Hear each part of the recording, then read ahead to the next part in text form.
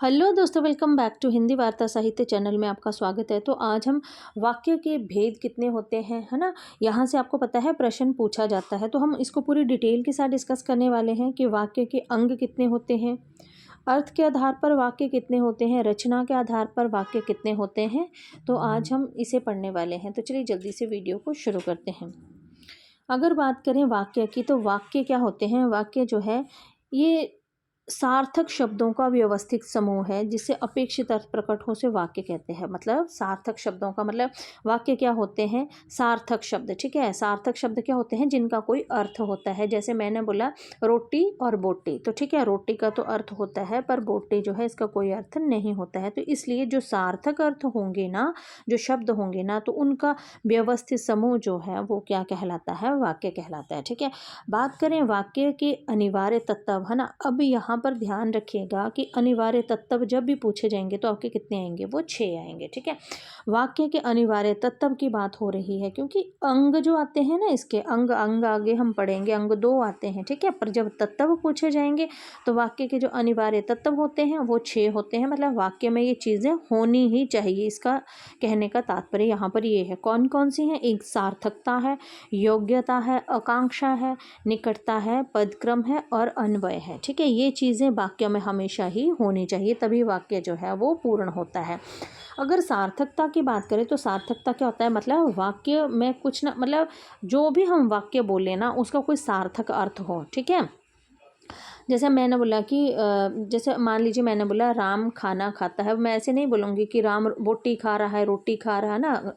राम रोटी बोटी खा रहा है तो रोटी का तो अर्थ निकलेगा, बोटी का कोई भी अर्थ नहीं निकलेगा। ठीक है, तो मतलब सार्थक होना चाहिए। ठीक है, योग्यता की बात करें तो योग्यता के प्रसंग के आधार पर भी, मतलब ऐसे जो वाक्यों में कुछ शब्दों के, मतलब कुछ शब्दों में प्रसंग के अनुसार जो है वो अपेक्षित अर्थ प्रकट होने चाहिए। ठीक है ना, मतलब जो हम वाक्य में जिन हम प्रसंगों की बात कर रहे हैं ना, ठीक है, वो कैसे होने चाहिए, वो योग्य होने चाहिए, उनमें अयोग्यता नहीं होनी चाहिए। जैसे मैंने बोला कि मैंने चाय खा ली, तो आपको पता है चाय को खाया नहीं जाता बल्कि चाय को पिया जाता है। ठीक है, तो जो इसकी योग्य जो होगा वो यही होगा कि मैंने चाय पी ली। ठीक है, आकांक्षा की बात करें, आकांक्षा का अर्थ होता है इच्छा। ठीक है, अब इच्छा से ही हम समझ जाते हैं कि इच्छा क्या है। मतलब इच्छा है कुछ जानने की, ठीक है, कुछ करने की, कुछ जानने की। ठीक है, तो इच्छा है, मतलब यहाँ पर वाक्य में इच्छा का जो अर्थ लिया जाता है, मतलब वाक्य अपने आप में पूरा होना चाहिए उसमें।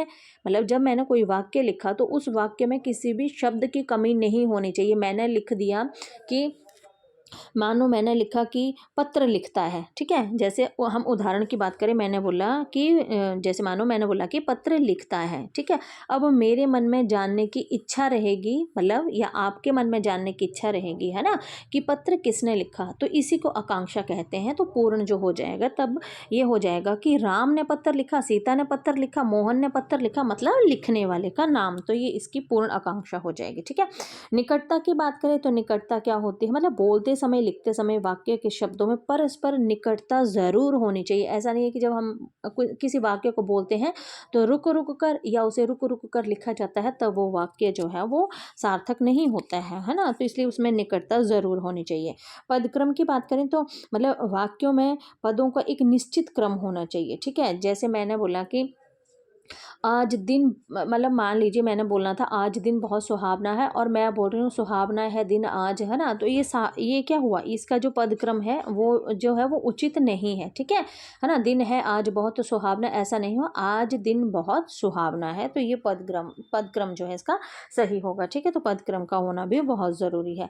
अन्वय की बात करें तो अन्वय का अर्थ होता है मेल। ठीक है, वाक्य में, मतलब ना वाक्य में मेल होना बहुत ज़रूरी है। मान लीजिए मेल का अर्थ क्या लेंगे ना हम, कि जैसे वाक्य में मैंने बोला कि लिंग वचन कारक, इन सब का बहुत ध्यान रखना चाहिए। जैसे मैंने बोला कि मान लीजिए हम बोल रहे हैं कि लड़का खेल रहे हैं, तो दूसरी साइड हम लिखेंगे कि अगर उनका बहुवचन बनाने जा रहे हैं तो हम लिखेंगे लड़के खेल रहे हैं। ऐसा तो नहीं मैंने बोला लड़का खेल रहा है और दूसरी साइड हम कुछ और ही लिख दें, है ना, तो वो क्या होगा, वो उसका अन्वय जो है वो नहीं माना जाएगा। ठीक है, इसलिए उसका मेल होना भी अनिवार्य है ना। चलिए आगे चलते हैं। आगे है हमारे पास कि वाक्य के अंग कितने होते हैं। देखिए पहले हमने वाक्य के तत्व की बात की है, अब हम वाक्य के जो अंग हैं उनकी बात करेंगे। वाक्य के 2 अंग होते हैं, आपको पता ही है, पूछा जाता है पेपर में, ठीक है।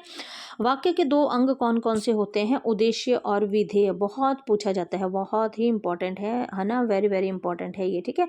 ये बहुत पूछा जाता है कि वाक्य के 2 अंग होते हैं, उद्देश्य और विधेय। उद्देश्य क्या होता है, जिसको हम सब्जेक्ट कहते हैं, वो क्या होता है? मतलब जिसके बारे में कुछ बताया जाता है उसे उद्देश्य कहते हैं। जैसे अनुराग खेलता है, सचिन दौड़ता है, इन वाक्यों में अनुराग और सचिन के विषय में बताया गया, अतः ये क्या है आपके, ये क्या है आपके उद्देश्य हैं, ठीक है। और अगर सिंपल ट्रिक से अगर आपको याद करना है तो उद्देश्य क्या होता है, जैसे किसी लड़के का नाम, ठीक है, लड़की का नाम, है ना, ठीक है। मतलब किसी भी मतलब जो मतलब सब्जेक्ट होता है ना, ठीक है ना, उसका किसी का भी नाम जो होगा तो वो आपका क्या आ जाएगा, वो उद्देश्य आ जाएगा, ठीक है ना। आगे चलते हैं तो यहाँ से हम इसकी थोड़ी सी कुछ ना, हम इसके एमसीक्यू भी कर लेंगे, ठीक है। हम इसके कुछ एमसीक्यू भी कर लेंगे बाद में, है ना। तो चलिए आगे चलते हैं। विधेय की बात करें तो विधेय क्या होता है ना, प्रेडिकेट जिसको बोलते हैं। तो वाक्य में उद्देश्य के बारे में जो कहा जाता है उसे विधेय कहते हैं। वो उद्देश्य कौन था, हमने बोला था उद्देश्य क्या होता है, मैंने आपको बोला कि जैसे कोई लड़के का नाम है, लड़की का नाम है ना, कोई भी है, तो उसके बारे में जब बात की जाती है, जो सब्जेक्ट होता है ना आपका, उसके बारे में जब बात की जाती है तो वो आपका क्या होता है, उद्देश्य होता है। विधेय क्या होता है, मतलब जब हम उद्देश्य के बारे में बात करते हैं, जैसे अनुराग क्या है यहाँ पे उद्देश्य, तो अनुराग खेलता है। अब यहाँ पर अगर आप ट्रिक लेंगे, ट्रिक से अगर आप जानना चाहें तो विधेय क्या होता है, जो क्रिया होती है ना आपकी, क्रिया क्रिया क्रिया, ठीक है, रोता है, हंसता है, खाता है, पीता है, नहाता है, चलता है, फिरता है, मतलब इस तरह के जब आपके पास आ जाते हैं तो वो आपकी क्या हो जाती है, वो आपकी विधेय हो जाता है। तो मतलब ये सिंपल सी एक ट्रिक है, ठीक है। अगर आप सिंपल ट्रिक से इनको जानना चाहें तो आपका उद्देश्य क्या होता है, जैसे मतलब किसी लड़के का नाम, लड़की का नाम, ठीक है ना। और विधेय की बात करें तो विधेय क्या होता है,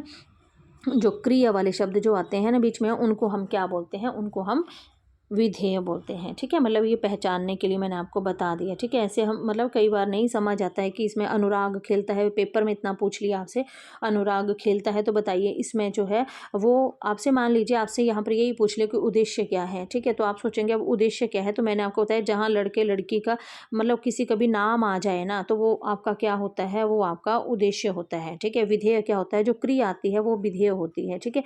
तो आप इसको ऐसे सिंपल तरीके से भी याद कर सकते हैं, ठीक है।